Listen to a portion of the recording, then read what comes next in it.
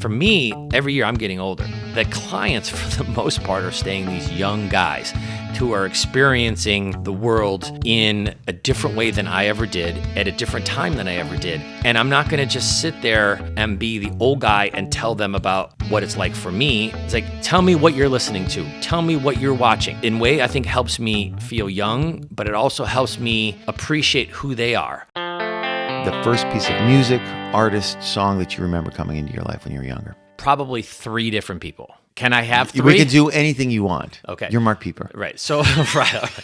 Whatever that means. So the first one is Elvis. I just grew up with parents that listened to Elvis.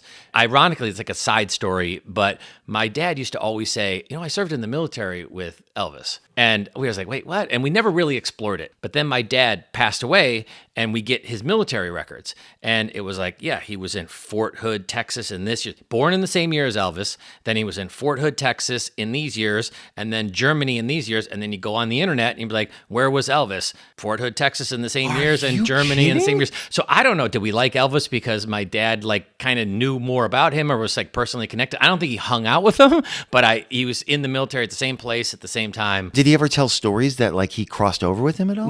No. I mean, he said he was in a different battalion. One was in the riflery, one was in the tank battalion or something like that. But he's like, so we knew he was there. We knew he was famous. I don't think there's any. But my dad is also one of those guys that could just throw a story on you at 87 years old that you've never heard before. That's this fascinating story. One of them was just I was a sniper in the Army. I was pretty good. And I was like, wait, what? Yeah. How am I Did you not know until 87? Yeah, exactly. How am I hearing this at 87 years old for the first time? He's crazy. He was so low key like that. So Elvis would be first one of them. It's blue suede shoes and hound dog and that kind of stuff in my house. Okay, wait, before we go to the second ones, I want to dig into that and we'll get to 2 and 3. Yeah. With Elvis, you remember it. Do you remember it playing? And if you did you have a central, a record player? Yeah. How did you hear music in your house? Okay, so I grew up in a very tiny house. Okay. And this is in Chicago? This is in South Chicago. Born and raised in Chicago Heights, but my town is actually called Madison, which is the neighboring town. Okay. So our house was a small house, but we had this, I don't even know what it's called anymore, but it was a full piece of furniture. The record player's in there, you store the records in there, and the speakers are part of it. Totally. Right? And it was next to the dining room table. And that's where our records were. So when I would hear Elvis, I would hear it from that. It's a very 50s, I think, and 60s, maybe even in the 40s. And it had a radio in there, I think, probably. Yeah, probably. Maybe? Yep. Yeah. Yeah. So I remember, I think there's if I had a really, really sharp memory, I think you could probably show me a record cover and I'd be like, oh yeah, that was in my parents' record, even though it was so long ago. But I remember specifically that music just because it was something that my parents were into at the time. So Elvis would definitely be one that I was like, oh, I can remember this dude, kind of a unique style. And then my dad had a very specific 2 guys, Frank Sinatra, which lasted for me my whole life. It wasn't just I got introduced to this guy and then I never heard of him again. And then maybe a little lesser known, I guess it depends, is Lou Rawls. I don't know if people know who Lou Rawls is. My dad loved Lou Rawls. At our, when we'd have family events and we would do sing-along or whatever, that was, Lou Rawls always played for my dad. Really? Yeah. And there's some, do you personally know Lou Rawls a little bit? I randomly, when I started doing records, I didn't so much know from him. And then I got this, do you know a lot of Lou Rawls albums? I don't know his albums. I know You'll Never Find is the song that is associated with my dad. Every single time someone's playing music, we always had to play that song for him. He's got this really deep, sultry, it was just really, really cool voice. The album that I got was a live album. Okay. It's one of my, now a few years on, I'm collecting and I have a couple hundred albums. It's one of my favorites, maybe because it was the earlier one that I got when I started doing it, but just the sound and his voice and because it's live, he tells stories before it and then goes into the song. Yeah. I wonder if Lou Rawls is a Chicago guy. He is. Southside Chicago guy, I think. Yeah. That could be it right there too, right? We grew up in a house that honestly, the joke is you could change the channel on the TV without actually getting up off the couch. I mean, that's how small it was. And we raised my cousins from time to time. My best friend lived with us. We had 1 bathroom. So I don't even know how that worked out. But I think my brother and I shared a room for most of it. And then eventually they kind of created a room downstairs in the basement and he lived down there. How would you listen to your music separate from the record player downstairs? So I would listen to my music either in a music player, a record player in my room. Oh, you had a record player in your room? Yep. And then I also had like, what was it, cassette players that we had. Yeah. And I think we even had an 8-track player at some point in that house. Oh yeah, we definitely had one. And I had headphones because, which we'll get to, I took up drumming at some point as a little kid. And so most of then I start going to this next phase, which is more like so different than the 3 artists I just named.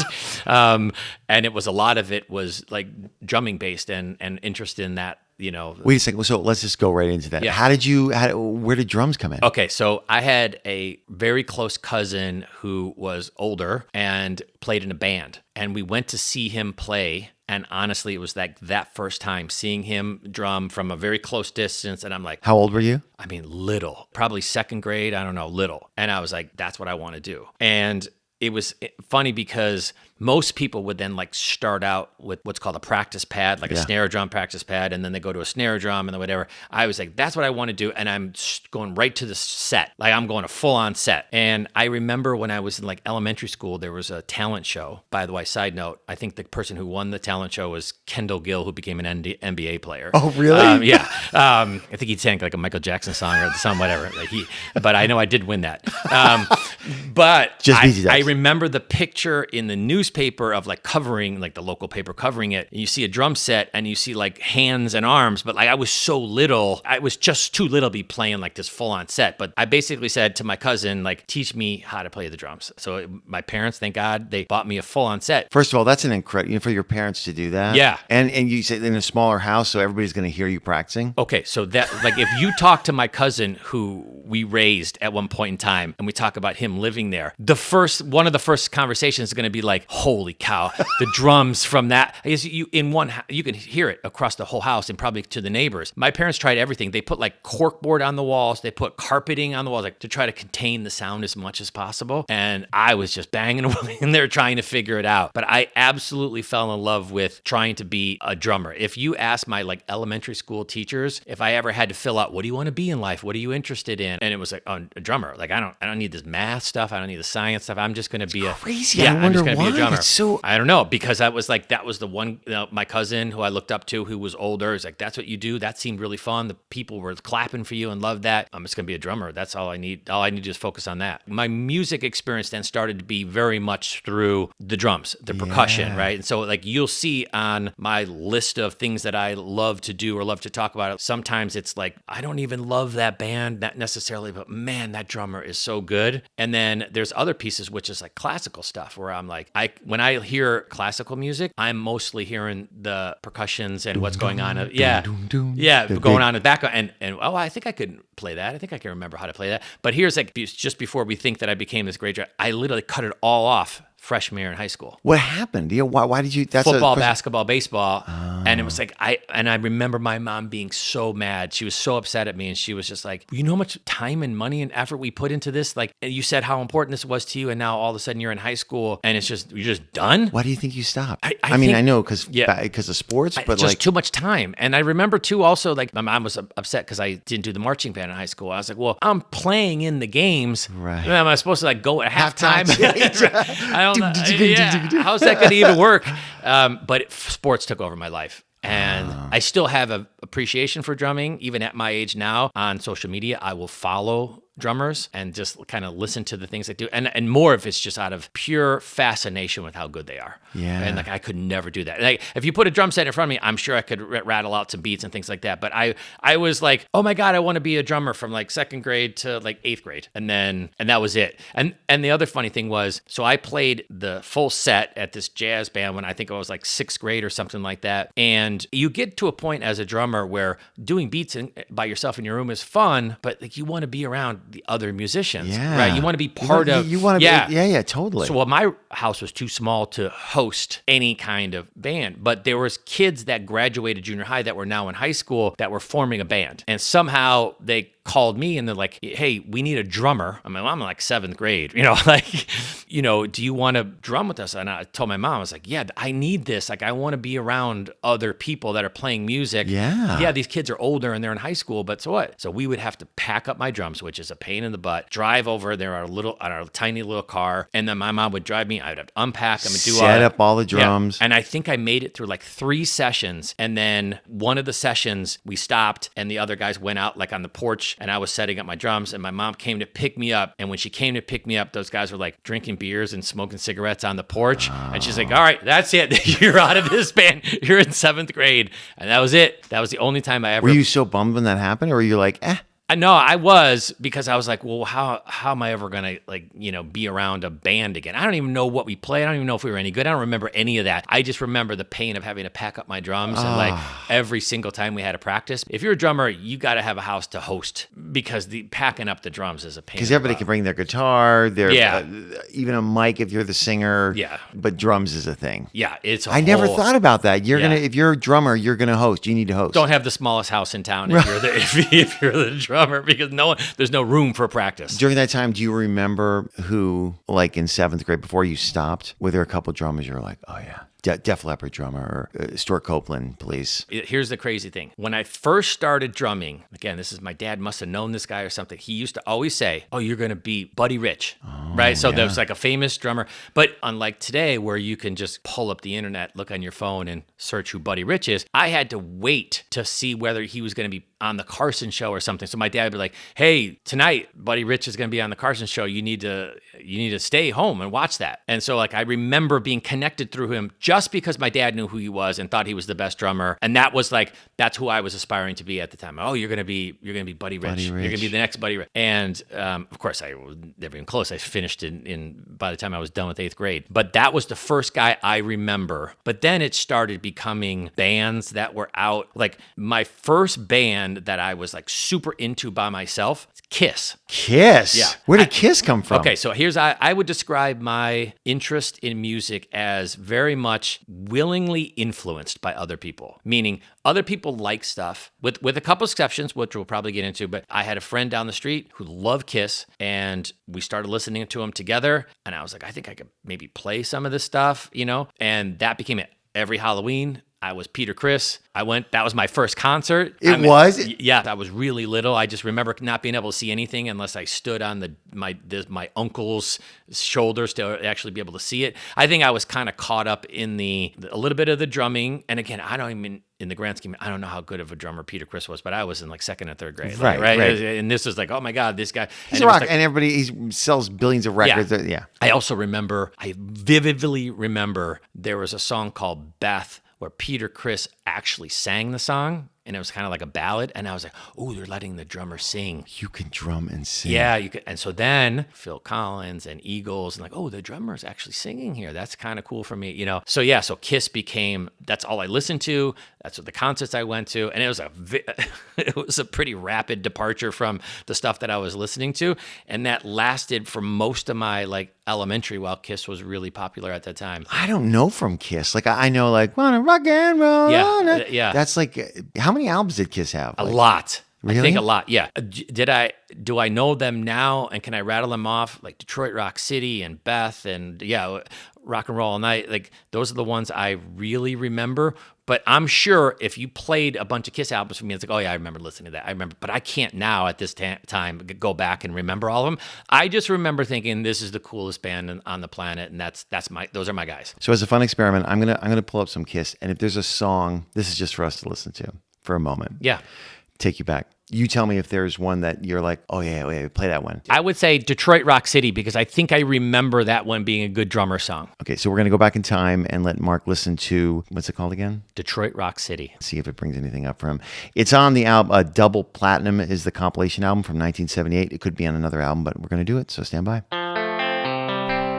I've never heard that song before. Now that I listen to it, it takes me back. I mean, obviously at our age, like it takes me back so many years. The drums, first of all, are so prominent. Yeah. And they have such a role in that. They're great. So for me, the love of that music at the time, but also is, oh, this is a new album. This is a new song. Let me go into my room and see if I can play that. Yeah. That was the whole fun of it, right? So that one must have been like a bunch of good drum fills that I was like, let me see if I can do that on my own. Okay, so we're going to start with an artist that has always been a huge fascination to me, and that's Tupac. Yeah.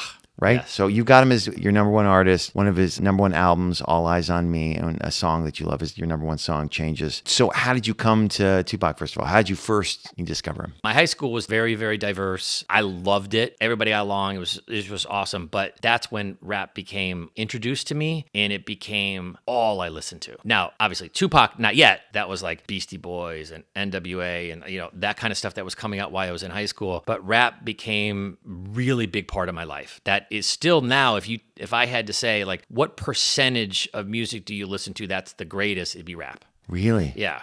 But to my son's frustration, still the old stuff, right? It's still a lot of the stuff. And he's like, there's new artists out there.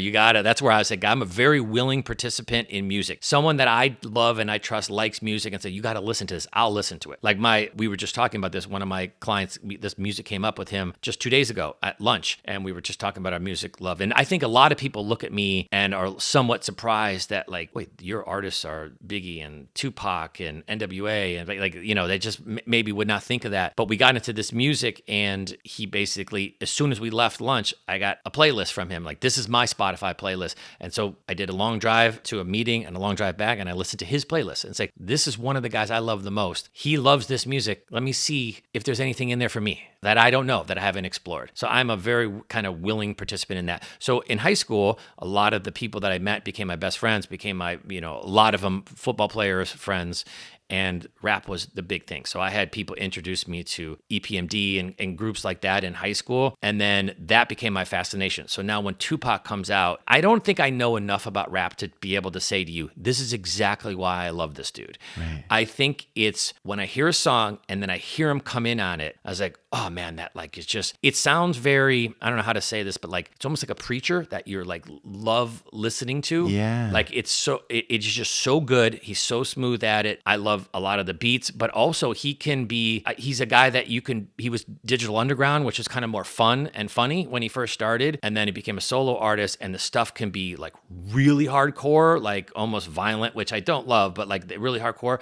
But then there's a lot of really like changes. There's really good messages. Now, obviously I'm the first one to admit that like that's not happening to me personally in the world. I didn't grow up in those areas, but I can appreciate the message. Yeah. And so I think it's a variety of the different types of music that he can do, but just how good he is at that craft. I was in on him and I was like, man, this guy, he's my favorite guy. He's really good. Okay. So and then we're going to circle back to some of the artists that you mentioned, but for a Tupac version, like, I know the song California, right? That's probably the only one. Is Changes a good one for me to listen to? Changes is the best because I think Changes is you get to see him come in like after the beginning beat. You see him come in. If you can listen to the lyrics of what he's trying to say, is like some frustration there, but like we got to make changes. That we and make this world a better place, especially for his people. Like we need to make some changes. So for me, start with Changes. That's my favorite. There's so many good ones. Okay, so we're gonna listen to it right now. I'm gonna experience this with Mark Pieper, his guy. It's Changes by Tupac, 1998.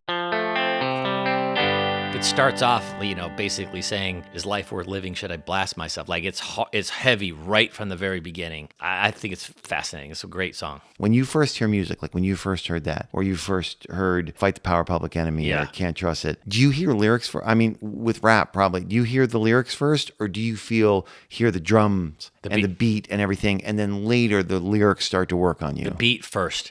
Because honestly, like some of these guys are so good, it's quick, man. It's fast. That's right? so fast. I was trying to grab out like the things you said before, and so I was listening for it, and I was like, it's so fast, and there's so much packed into such a quick amount of time. Yeah. So it's always the beat. Sometimes the hook. I'm kind of a sucker for a good hook, also, which that has. It's a song that I already liked from somebody else that they sampled over. So I think it's the beat. It's and then because we don't have now where you can listen to a song for the first time and have the lyrics showing up on your phone. We didn't have that back then. So we had to listen to it over and over and over to try to understand what the lyrics were. So that's what it was. I would just keep listening to it, which probably seems crazy now because like you wear out the song already, but I wanted to try to understand, well, what are they saying? Yeah. So let's go to another one I was going to ask you about, one of your favorite artists, Public Enemy. Yes. And I have Can't Trust It and also Fight the Power, which is one of your favorite pump up songs. So how did they come in? Is it about that same period? No, I think Public Enemy for me is right after college, but clearly I'm in this world of, rap and listening to a lot of rap. And this one is one where there was a couple things going on. One, also that my favorite songs of Public Enemy are the ones where the message is was pretty heavy. Fight the Power and Can't Trust It. If you listen to the lyrics, they're clearly deep messages, especially for the African American community. And that one is the one where I would say, I just think Chuck D, who's the main guy there, obviously no disrespect to Flavor Flav, who's chiming in, but Chuck D is just really good. And in fact, I introduced Public Enemy to my son, and I basically said, like, see if you can actually do this rap, like memorize it and try to do this rap. And it's just hard, man. Like, it's like a tongue twister, like at times, you know, where you're just like, how does he get that out in that amount of time? And some of my fascination with rap is, especially with like Eminem, is like, how in the world does he do that? The breath control, like Eminem can rap forever without taking a breath. And then you hear the breath, it's so quick, and then he goes again forever. So going back to Public Enemy, I think Chuck D was just this rapper where I was like, man, that guy's really good. I'll be the first one to say my fascination with rap, what I usually like are rap groups. I like the idea of different voices and different sounds coming in, which is why I love the Beastie Boys, which I loved NWA. It's like 4 different guys coming in there with different styles and different rhythms and everything, and I always loved that. There's some guys on here. There was one, I can't remember which one it is because I put 2 and I put them together, and they were at the same time, 91, 93. Maybe it was True Fushnik. Oh, Fushnikins. I mean, that's that. But it's crazy. That's why I like it. I don't know a ton of Fushnikin songs. That was like more of my obscure artists. But anybody who likes rap, just listen to True Fushnik by Fushnikins, and everybody's like, "What is that?" That guy is so good. I don't know. It's unbelievable. I listened to like 5-8 seconds, and I didn't shut it. I kept going, and I was like, "What is how he in doing the world?" right now? It's so, again, that's for me. That's why I like those guys. And I was like, how in the world is he pulling that off? The 2 albums that came out when I was in high school, where I was just like, whoa, Beastie Boys, because I was like, this is so different, and they were like goofy, and some of the songs were funny, and it was 3 white dudes, and I was like, oh man. And I can literally remember in the hallway after school, someone putting on those Thome speaker, whatever those things we had back then. Oh, and totally. he's like, you got to listen to this. And he had a cassette recorder, put play. And I was like, wait, what is this? And then from that on, I was like, oh my God, these guys it's hilarious. This is great. And so Beastie Boys nonstop in high school. And then NWA for different reasons, obviously. It's like, wait, what are they saying? And like, what are they going through? And then there was 4 of them with different styles and different, you know, and they all became super famous. And my theory all along is like MC Ren, who is probably the least known of those 4, is so good. And he has his one song, If It Ain't Rough, where he's just the guy. And I was like, if you ever want to know how good this dude was, like listen to that song. But obviously Ice Cube and Eazy-E and Dr. Dre and all those guys went on to be super famous. But Ren is really good. He's right there in my opinion, with all of them. But those were the 2 albums where I was like, oh, those are like game changers. You know, most of my friends were African-American guys in high school. A lot of them were. And, you know, we would talk about the stuff and talk about what they were saying. I had this really unique high school experience where like it wasn't, we all hung out together. It wasn't, they may say you're naive because you're on the white end of this equation. Right. You weren't realizing. Right. Yeah. But I don't think so. I think we were real, like some of my best friends are still my buddies from high school. And it was a really unique place to grow up where I was a little bit, I think, underappreciating the tensions in the community and the difficulty, because my community was pretty tight that way. And then you get to college and you get to the real world and you get to law school and you realize, oh, it's not, and everybody else is not like that. Right. A lot of the other places operate completely different than that. Let's jump to one of your favorite artists that you have on your list, who I know, but I don't know if I know this song. I mean, I know the name. Maybe someone's mentioned it, but it's Hall & Oates, and it's Sarah Smiles. Yeah. So I think that there's a couple things going on for me when I get to college, which is I'm coming from high school, which is rap.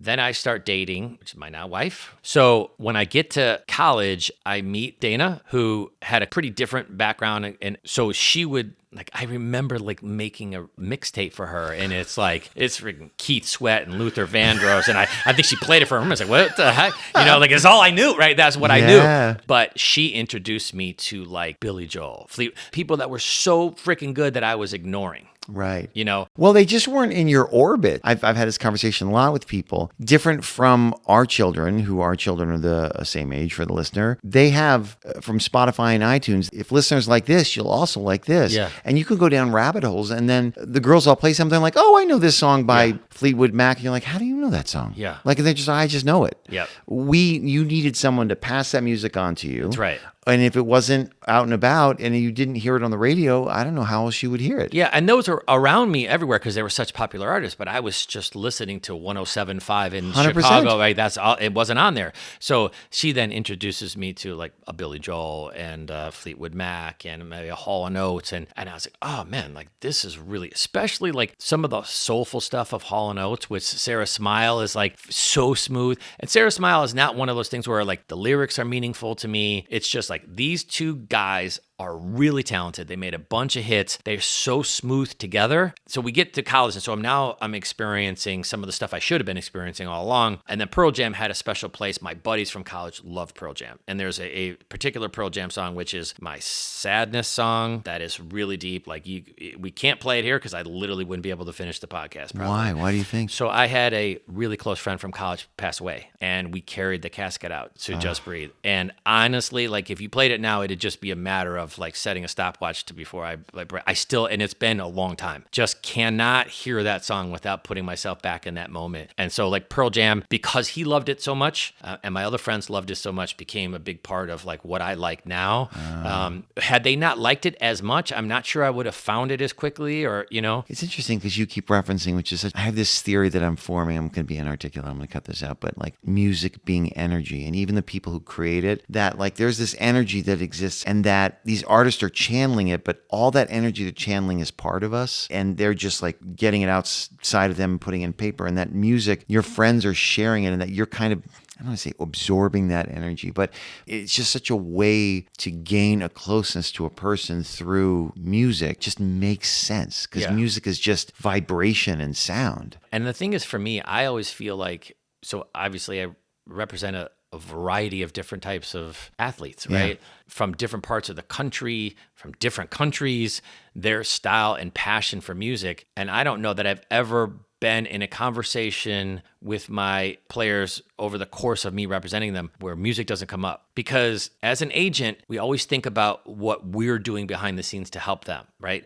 It's like we're helping them organize their life and their finances and their marketing and their social media and doing their contract negotiations and being their lawyers and all of that. And so you think about it as like a one-sided. For me, every year I'm getting older. The clients, for the most part, are staying these young guys who are experiencing the world in a different way than I ever did, at a different time than I ever did. And I'm not going to just sit there and be the old guy and tell them about what it's like for me. It's like, tell me what you're listening to. Tell me what you're watching. In a way, I think helps me feel young, but it also helps me appreciate who they are. Yes. Because I'm spending years with these guys, right? And it's like, and music is a good way to say like, what is it that you like and why? And it's also a conversation like we're having now. I have it all the time with my guys where I'm more like, why do you like them? And when did you know, is it something that you think and they're always surprised. It's like, well, you probably don't like rap. I was like, well, actually, wait, hold on.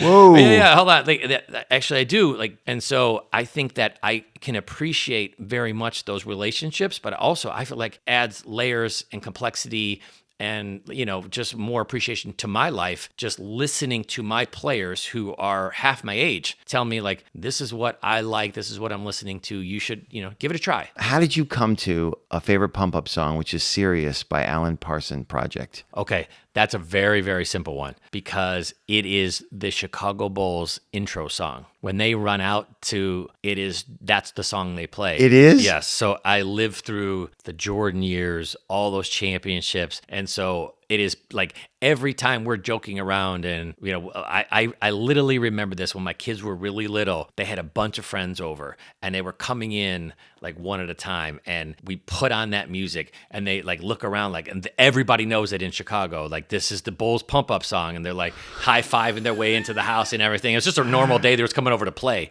But like that is, if you're a Chicago Bulls fan, Alan Parsons Project, that song is, in fact, when the new Pope was elected and he's a Chicago guy, there's all kinds of stuff on the internet of him coming out to the Chicago Bulls, the Alan Parsons Project. Yeah. I mean, that's what it is. It's the intro song to when the Bulls starting lineup gets announced every game. Mark. We did it. We did it. I would say this. I love talking to you so much that you could be like, hey, I'm doing a podcast about my favorite slippers. I'm like, all right, let's see. I got my UFOs. I like my Uggs. Like I'm in on whatever you're doing, man. I love all the stuff that you're doing here. I appreciate the fact that you even had me on. It's so fun. I love that you're on. And for the listeners, so you know, there are 4 sheets of paper, perfectly spaced. If you want to get an idea of top CEO, he won't say this about himself, but I'll say about Mark, top baseball sports agent in the country, in the world probably. You can see this 4 sheets perfectly spaced in front of him with copious notes and a timeline going all the way across from left to right